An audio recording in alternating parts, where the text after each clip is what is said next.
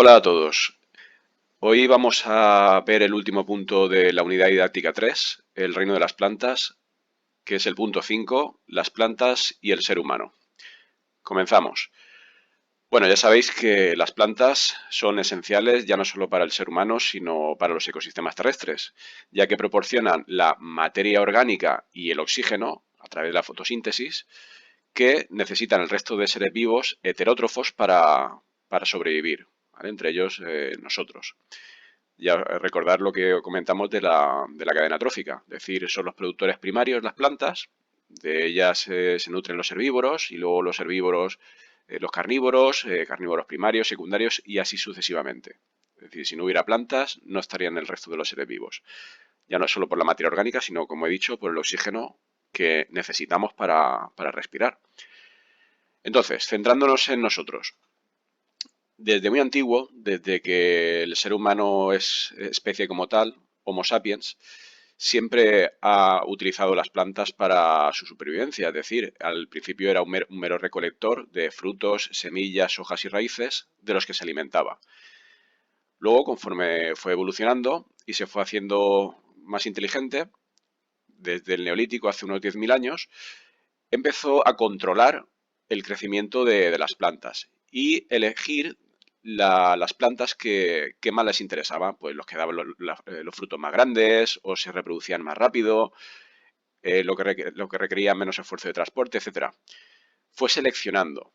Esto es lo que llamaríamos una selección artificial. ¿Vale? Está la selección natural y nosotros, por nuestra inteligencia, podíamos desarrollar una selección artificial, forzada.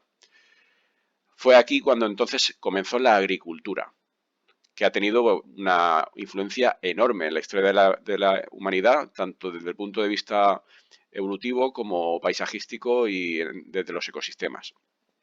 Entonces, ¿qué usos le da el ser humano a las plantas?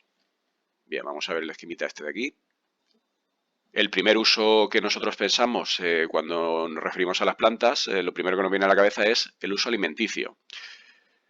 Entonces, son imprescindibles en nuestra alimentación diaria, ya que constituyen una fuente fundamental de nutrientes como azúcares, grasas insaturadas y vitaminas. ¿Vale? Vitaminas son muy ricos ya no solo por las frutas, sino por las verduras y los cereales que tomamos. Azúcares, ya no solo los procesados que tomáis, ¿vale? El azúcar que le echéis a la leche, porque el azúcar que le echéis a la leche viene de la caña de azúcar, ¿vale? Se procesa y se extrae de la caña, que es una planta, sino también otros azúcares en otras formas que ya veréis más adelante, como puede ser el almidón de las patatas, etcétera. Grasas insaturadas, el aceite de oliva, riquísimo y fundamental, con alto contenido en ácido leico y vitamina E, muchas vitaminas. Y bueno, las hortalizas cualquiera, que es decir, pimientos, tomates, muy ricos todos, ¿vale? También aquí hablaríamos de las legumbres, que nos proporcionan proteínas, junto con los cereales, y forman la base de la pirámide alimenticia nuestra. Una carencia de este tipo de alimentos produciría una malnutrición. Por tanto, es fundamental tomar estos alimentos, ¿vale? Para prevenir enfermedades, como pueden ser el cáncer de colon, así como fallos en el sistema inmunitario o trastornos digestivos. Luego también las plantas tienen un interés ornamental, ¿vale? Si tenéis la suerte de disponer en vuestra casa de un enorme balcón o de un campo donde poder plantar árboles y flores vistosas, pues está claro que este tipo de espacios, o bueno, en los parques que hay en las ciudades, el poder disfrutar de estos lugares, pues proporciona una gran paz interior. Luego también tiene un uso medicinal. Es decir, de las plantas extraemos sustancias como mira, el aloe vera que hay aquí, ¿vale? Para tratar quemaduras, producir cremas, etcétera, en la industria farmacológica.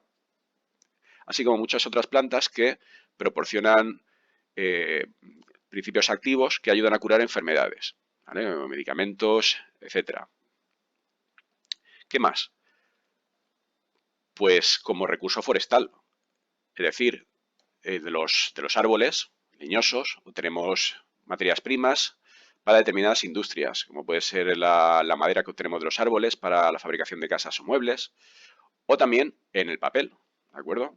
El papel del que están hechos, pues desde los libros, desde estos vuestros que estáis mirando, hasta el papel higiénico muy valorado en esta situación de alarma en la que estamos pasando ahora, se extraen de plantas. También en la industria textil, para obtener materias como hilos o telas, como puede ser el caso del algodón. El algodón viene de la planta del algodón. Entonces se fabrican pues, prendas de ropa. Y bueno, luego también como recurso natural. Es decir, las plantas en sí, como he dicho, son la base de la pirámide trófica de muchos otros animales, entonces constituyen ecosistemas, es decir, donde habitan, lugares donde habitan ya no solo plantas, sino otras muchas especies, pues aves, insectos, reptiles, pequeños mamíferos, etcétera. Y como tal, para proteger a todos estos ecosistemas y paisajes, deben protegerse las plantas con el fin de conservarlos. ¿Por qué? Porque si nosotros nos cargamos las plantas de un bosque, todos los seres vivos que ahí habitaban en él también desaparecen y no es plan. En nuestro país, por suerte, contamos con numerosos espacios naturales que han sido protegidos debido a su gran belleza o singularidad de las plantas que allí se presentan. A ver, se me ocurre el Parque Nacional de Ordesa, pero bueno, tampoco hace falta irse a los Pirineos para ello. Si aquí en Elche tenemos el Hondó o el precioso Clos de Galván, que espero que algún día vayáis, si no habéis ido todavía. Lo tenemos aquí al lado, en los Arenales del Sol, al lado. Muy bonito, lo recomiendo. Seguimos. A ver.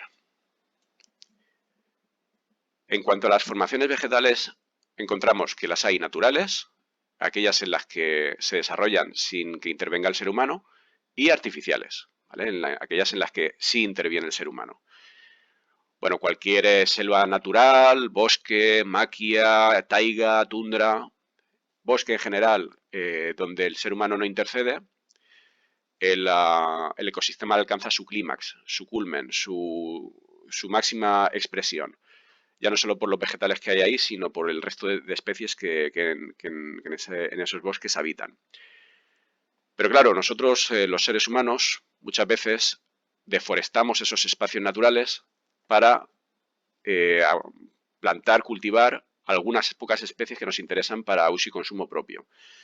Claro, arrasamos con miles de especies de una zona para poner unas pocas y eso tiene consecuencias.